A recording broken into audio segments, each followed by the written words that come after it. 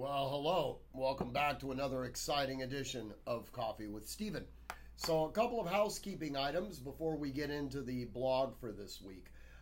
First off, over the last week, my daughter Carolyn, my older daughter, has been visiting us from her home in Australia. She moved to Sydney about a year ago as an architect.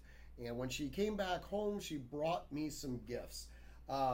This was from one of her trips that she took to Fiji. This is a Polynesian Canibal fork. With this, I am supposed to eat the brains of my enemies. Unfortunately, because most of my enemies are squarely located within the legislature of California, I suspect that this fork is a little too large. The other thing that she brought, which I thought was absolutely spectacular, a bottle opener made from the taxidermied testicles of a kangaroo. Because who doesn't need one of these on their desk? Anyways, with that being said, one of the things that oftentimes happens when I do my blogs, I scour the internet and the news services and look for material to write about. Every so often, I have sort of an idea of what I want to write about that's been germinating for a while, but sometimes news gets in the way or something like that. Oftentimes, too, you guys give me motivation to write about a particular thing. In this particular instance, it was my wife, Sandy. She wanted me to write about the concept of Americanism. And as I began writing, I started taking a different tack.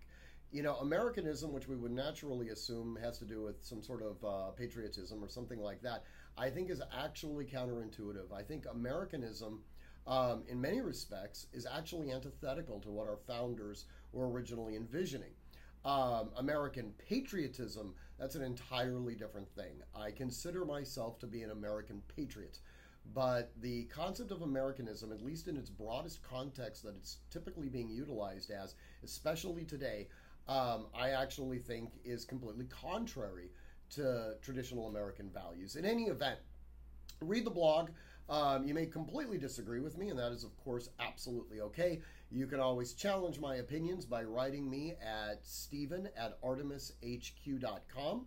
Or alternatively, always swing by Artemis. I'm pretty much always here. In any event, I want you to train constantly, train consistently, train repetitively, and above all else, train with purpose. And of course, until next week when we have coffee together again, stay safe and vigilant.